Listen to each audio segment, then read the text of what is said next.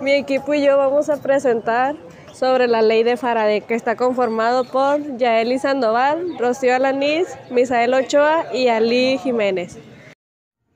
La ley de inducción electromagnética de Faraday, o simplemente ley de Faraday, establece que la tensión inducida en un circuito cerrado es directamente proporcional a la rapidez con que cambia en el tiempo el flujo magnético que atraviesa una superficie cualquiera con el circuito como borde. Esta ley fue formulada a partir de los experimentos que realizó Faraday en 1831 y tiene importantes aplicaciones en la generalización de la electricidad. Por ejemplo, enrolló dos solenoides de alambre alrededor de un aro de hierro y vio que cuando por en medio de un interruptor hacía pasar corriente por uno de los solenoides, una corriente era inducida en el otro. Faraday atribuyó la aparición de corrientes a los cambios de flujo magnético en el tiempo. En esta experiencia se demuestra la aparición de una corriente eléctrica es una espira cuando el campo magnético que atraviesa la superficie limitada por la misma varía con el tiempo A. Este proceso se le denomina inducción electromagnética y es el principio fundamental del generador eléctrico, del transformador y de otros muchos dispositivos de uso cotidiano.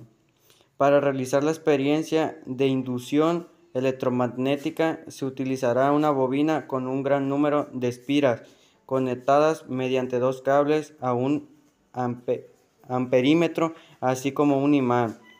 En primer lugar, se ajusta al amperímetro de modo que el cero quede en el centro de su escala. Se observa que cuando la corriente va en un determinado sentido, la aguja del amperamiento se desplaza, por ejemplo, hacia la izquierda del cero, mientras que si la corriente cambia de sentido, la aguja se desplaza hacia la derecha para generar una fuerza electromotriz inducida y por tanto una corriente inducida se aleja o se acerca el imán introduciéndolo y sacándolo de la bobina.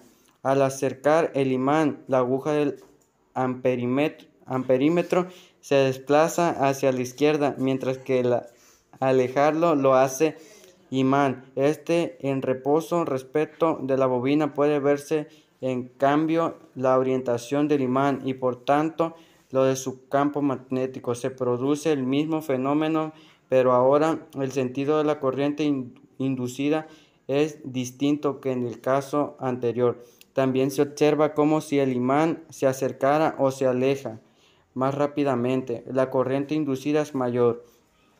Se puede también generar una corriente en la bobina manteniendo el imán en reposo y movimiento, únicamente la bobina respecto al imán, alejándola o acercándola. Al igual que en los casos anteriores, cuando no hay movimiento relativo entre la bobina y el imán, no existe corriente inducida y por lo tanto la aguja del amperímetro no se mueve. El principio que explica la existencia de corrientes inducidas en la bobina cuando el flujo electromagnético está variando se denomina ley de Faraday. Dicha ley establece que la fuerza electromotriz depende de la rapidez con la que varíe el flujo magnético.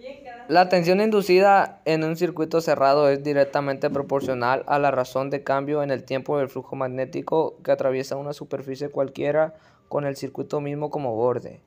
Para entender esto cabalmente, hará falta revisar el experimento de Faraday.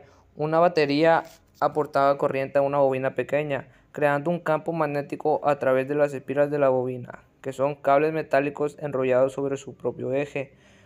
Cuando esta bobina se movía dentro y fuera de una más grande, su campo magnético, cambiante en el tiempo por el movimiento, generaba un voltaje en la bobina grande que podía medirse con un galvanómetro. De este experimento y la formulación de la ley de Faraday se desprenden numerosas conclusiones respecto a la generación de energía eléctrica, que fueron clave para la ley de Lenz y para el manejo moderno de la electricidad. La primera ley de Faraday establece que la cantidad de materia que se produce en el proceso de electrólisis es directamente proporcional a la cantidad de corriente que ha pasado por la célula electrolítica. La intensidad es la corriente medio A y el T es el tiempo en segundo. La segunda ley de Faraday establece que si por distintas celdas electrolíticas que contienen diferentes electrolitos se hace pasar por la misma cantidad de electricidad. En los electrodos se depositan cantidades de sustancias en proporción directa al peso equivalente de elementos químicos.